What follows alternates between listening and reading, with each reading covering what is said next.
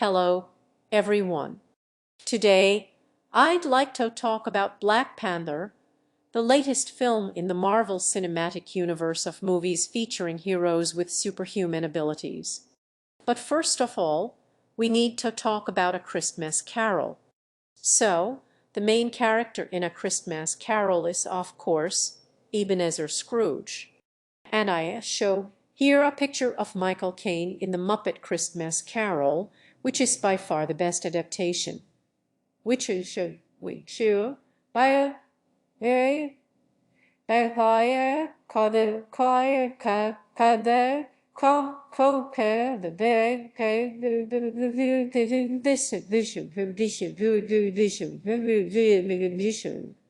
and I'd like you to be a bit of a guinea pig in a little experiment of mine right now. How would you describe the character of Ebenezer Scrooge? Now, this might seem silly, but it does have a point. So, what is Scrooge like? Well, he's selfish, he's miserly, he's cold-hearted, unpleasant. You get the picture. Hard and sharp as a flint from which no steel had ever struck out generous fire. Secret and self-contained and solitary as an oyster. So, my question is this. Why is this the image of Scrooge that persists? Because, of course, this is only Scrooge's character at the start of the narrative. But then, things happen to him and he changes.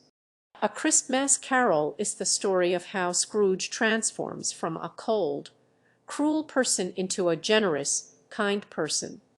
Yet, we understand that if someone calls another person Scrooge, they unkind and mean, rather than as good a man as the good old city knew, as Dickens describes Scrooge by the end of the story.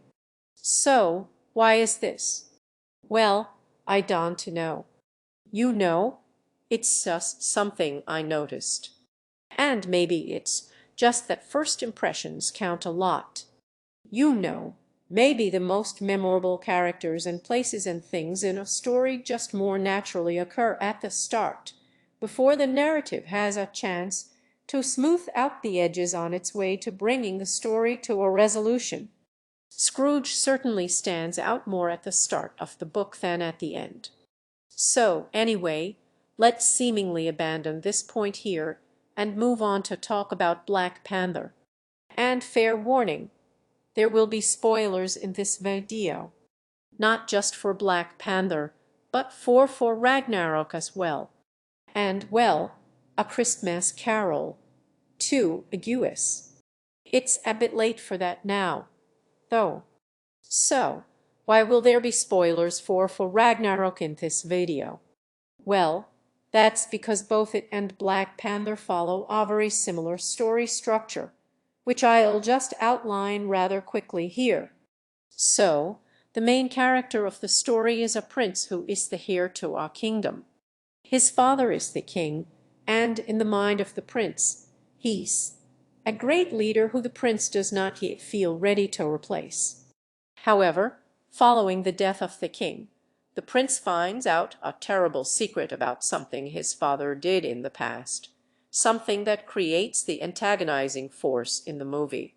In Thor, Odin imprisoned his firstborn child, Hela, after she helped him conquer the 9 realms.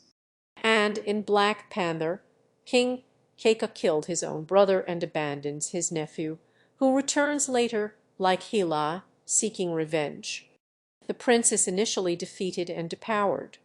Thor loses his hammer, T'Challa loses his cat powers. And this sets them up to later return, regain their powers, defeat the antagonist, and prevent them from doing something terrible. And in the process, the prince decides he will have to radically transform his society. Thor intentionally destroys Asgard in order to defeat Hela, and T'Challa, at the conclusion of the movie, reveals the existence of wakanda to the rest of the world. So we here to talk about Black Panther. So I am mentioning its similarity to the Ragnarok. Am I really trying to show off that I noticed two Marvel superhero movies were similar? Well, a little bit. But it does tee into a point I want to make later. So, I've teed up two different points at the start of the video here. The Scrooge thing and the Thor Ragnarok thing.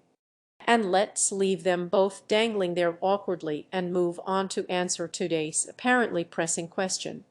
Is Wakanda an alt-right ethno-state? Wakanda is the alt-right's paradise. And every single inhabitant of Wakanda, with the exception of T'Challa's sister, is alt-right. Wakanda is actually almost identical to the very stereotype of what you say Trump is trying to create in America. Wakanda is homogeneous. Wakanda is isolationist. Wakanda is willing to exploit its natural resources. Wakanda is protected by walls. Wakanda doesn't allow immigration. Wakanda is based around national self-interest. That's literally everything you say Trump is bad for doing. But when fictional black people are doing it, suddenly it's amazing. Wakanda is a xenophobic, high-tech, space-age ethno-state that does not wish to have any interaction with the outside world and is surrounded by a big, beautiful wall which is guarded by a warrior class. This is word for word what Richard Spencer wants for the white race. And the king says, you know, maybe we should take refugees in from Africa. I mean, it's amazing. What a question to ask. Should we take? We have this unified ethno-state that's very powerful based upon technology and respect for our ancestors. Should we take in refugees from Africa that are black like us? And the guys like, you bring refugees in, you bring all their problems too. So no. Geez, I feel a bit out of the loop, you know, like there's some YouTuber newsletter I'm not receiving. It seems me colleagues across the aisle are all in agreement. Black Panther's Wakanda is an alt-right, Trumpist, isolationist, anti-immigrant ethno-state. So what we gonna do today is see which words in that sentence are true. And let's start with ethno-state, that being a state run by and for a particular ethnicity. A particular ethnicity with a single culture, language, ancestry, and so on. So is Wakanda one of these ethno-states? Well, in the opening narration of the movie intended to be watched and understood by children, it is explained to the audience that Wakanda is a confederation of different tribes of people. These tribes can assent to or challenge the rule of the king. And indeed one of the early scenes in the movie features the leader of the Jabari tribe, challenging T'Challa's rule. The Jabari tribe live within Wakanda but disagree with how the other tribes live and govern. They have a different culture to the rest of the Wakandans. Is Wakanda an ethno-state? No, it's made up of different ethnicities. All the YouTube racists have done in declaring Wakanda an ethno-state is betray what they really mean when they say ethno-state, which is race-state. The different tribes in Wakanda are all black. So that means that even though the opening narration explains that Wakanda is a confederation of different tribes of people with different cultures and heritages, whatever, that doesn't matter. They black, so they must all be the same, apparently. So ethno-state is out. However, Wakanda is a secretive isolationist state that hides its existence from the rest of the world behind a big wall. That's true at the start of the story, anyway, and then, like in A Christmas Carol, events occur and things change. Characters have arcs. The Wakanda at the end of the narrative is different to the Wakanda at the start. So let's take a look at these videos in more detail and see what, if anything, they have to say about that. First up is Paul Joseph Watson's The Truth About the Black Panther movie, the thumbnail of which features Black Panther in a Trump hat there for some reason. The Black Panther movie is a piece of shit. I haven't actually seen it. Oh well, okay, fair enough. We'll leave that there, then. That one was easy. Paul didn't even watch the movie. You know, why he feels qualified to give his opinion about the movie, having not seen it, is a bit of a mystery. Now, since he hasn't seen it, this means Paul has to rely on someone else to fill him in. So Black Lives Matter are portrayed as the villains. The hero is a nationalist. The hero is basically Black Trump. That's right. Paul thinks that Chala is an isolationist nationalist not because he's seen the movie, but because he and Miles Chong told him so. Always a trustworthy source of information there. So what does Paul have to say about T'Challa later revealing wakanda to the rest of the world and using its resources to help others?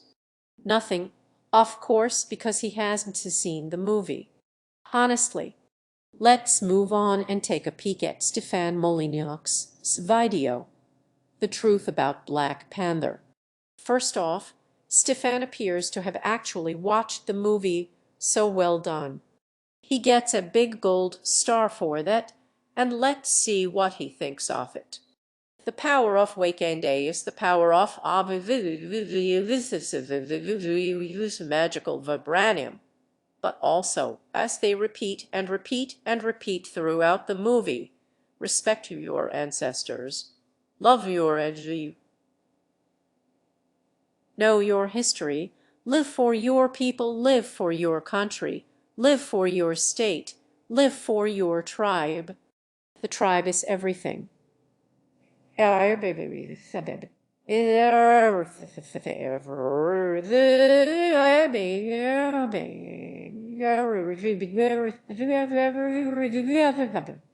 Wakanda forever.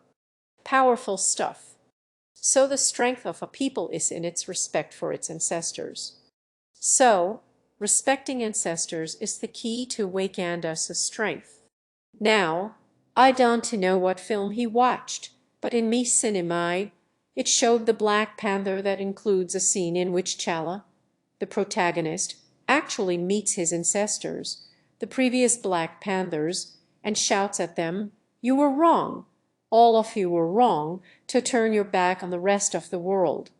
You know, the strict isolationism enforced by Wakanda's previous rulers is presented as a bad thing that the hero has to overcome. It creates Killmonger, the antagonist. T'Challa even outright states, "Killmonger is a monster of our own making." He might as well look right into the camera when he says it as well. It's like a making sure the kids in the audience follow along moment. T'Challa's turning point in the movie is when he rejects how his ancestors ruled. He rejects isolationism and later reveals the existence of Wakanda. What does Stefan have to say about this? Well, if you guessed absolutely nothing, congratulations, you re-correct. Stefan actually says remarkably little about the actual movie in his 56-minute video, choosing instead to deliver his standard "Here's why colonialism was okay" speech for about 95 of the runtime. Now, Sargon of Akkad surprises by actually mentioning the end of the movie in his video, the politics of Black Panther. Not that he actually factors it into his understanding of the rest of the narrative, however. He makes a few mistakes in that regard, so let's take a peek. So, I was surprised to learn that her character was also a far-left, open borders advocate, which T'Challa shuts down without any further discussion. He points out correctly that if they let people in, Wakanda will change, which was a surprisingly woke defense of anti-immigration policies. So first off, this conversation between T'Challa and his sister Shuri, the supposed far-left, open borders advocate, doesn't happen. The conversation in which T'Challa says he doesn't want to let in refugees actually takes place between him and Nakia, who is his love interest in the movie. And this isn't the only time Sargon mixes up these two characters. He elsewhere states, "Now, is that true? I can't remember that scene happening. Honestly, I remember a scene in which Chala talks about Nakia being a queen, because he's flirting with her.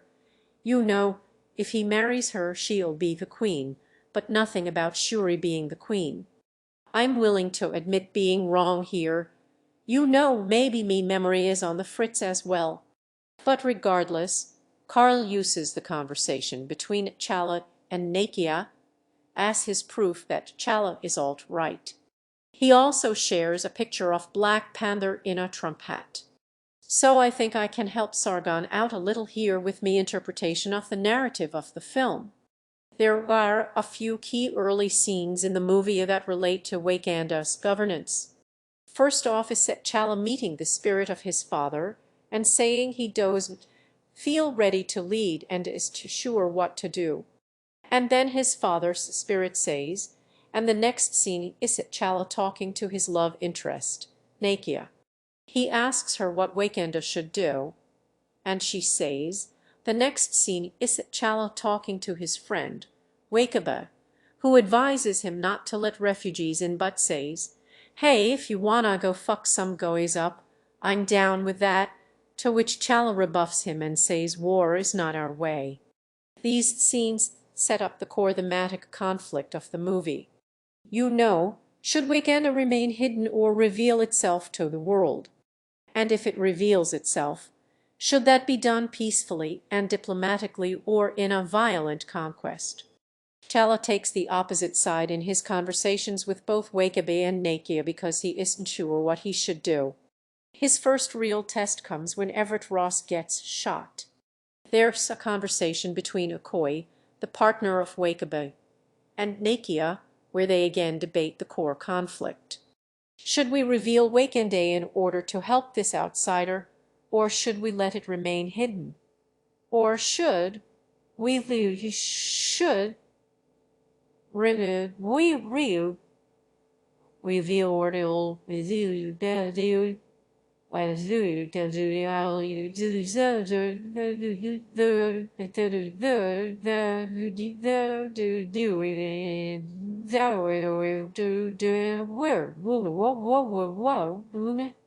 and Chala chooses to bring him to Wakanda in order to save his life. To bring him to order to tell you to do well oh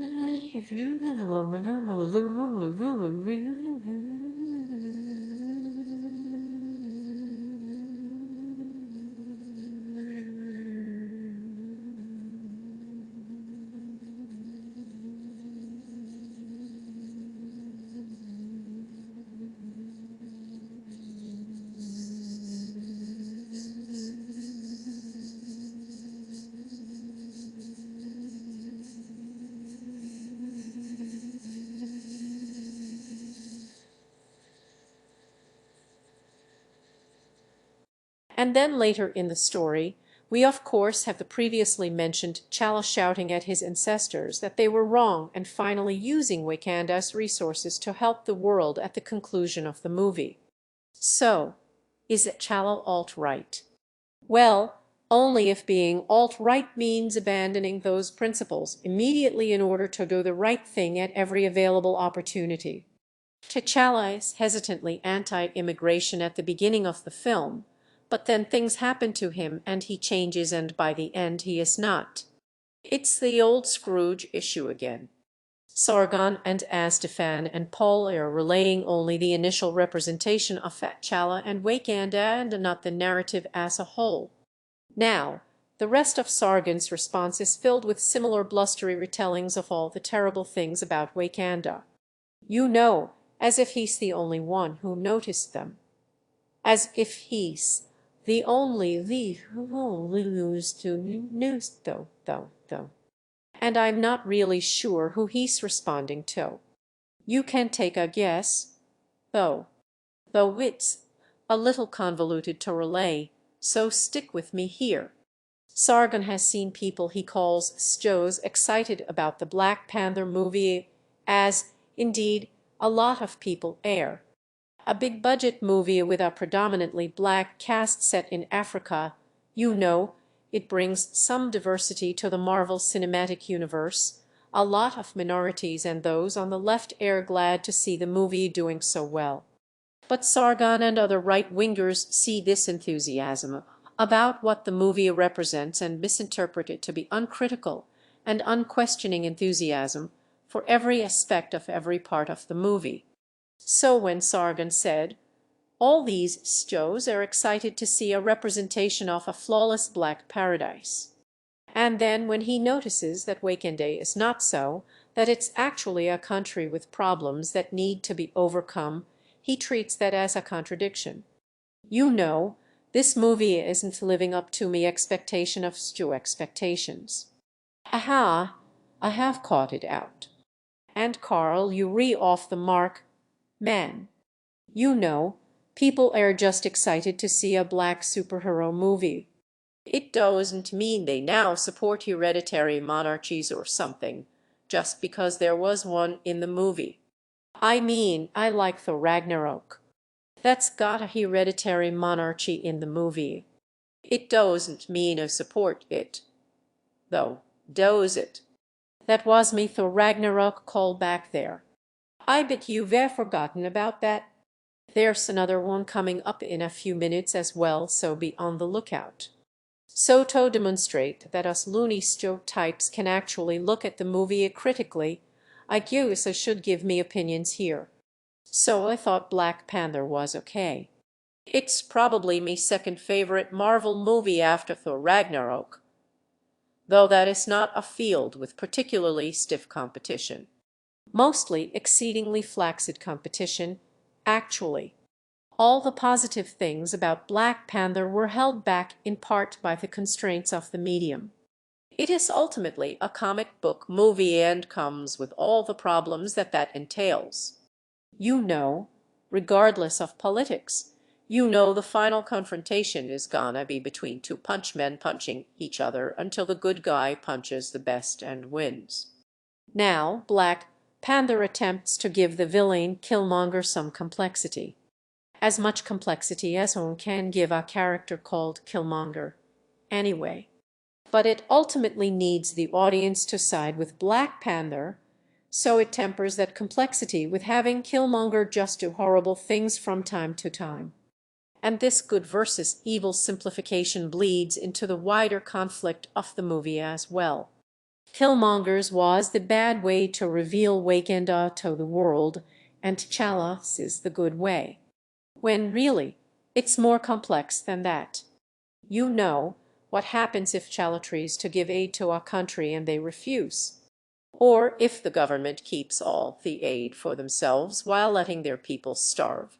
You know, will he then intervene or just abandon those people? It's a pretty tough question, and the movie kinda rushes past this problem at the end there. But they have to save something for Black Panther 2, ambiguous. So, T'Challa's peaceful diplomatic aid outreach thing felt a little thin to me. Now, obviously, starting a race war as Killmonger wanted is hardly a perfect option either. But these two philosophies are not the only two that are available. But, again, it's a Marvel movie. The closer that Black Panther gets to real-world problems and situations, the duller its edge gets. You know, it's held back by its proximity to reality, I guess. There's almost no white racism in the movie, for instance. And for a movie that references colonialism a bunch, having the conflict be between a black man and his cousin within a royal family at that. It felt like an imposed half measure. You know, they want this movie to sell to white audiences too, clearly. The more direct colonialist story would be the world finding out about Wakanda's vibranium deposits and invading it to plunder them, and having Wakanda have to fight back. But that story would be a little embarrassing, I imagine. This is partly why I prefer Thor Ragnarok to Black Panther, because the Thor movie, being set in a fictional space empire, has a lot more freedom to go where the story needs to. You can have Thor recognize that colonialist Asgard needs to be destroyed, and doing it, and setting out to create a better society. But you can't have Wakanda being invaded by a real country that actually exists on Earth, and then have Wakanda destroy it. Though that is fun to imagine. The one other criticism I have of Black Panther is one I also have for the Ragnarok, that it does to drop the hereditary monarchy at the end of the movie. Looking at this list again, the one and only point that remains true by the end of the movie is anti-democracy. Now, the movie does communicate that absolute monarchy is a bad thing.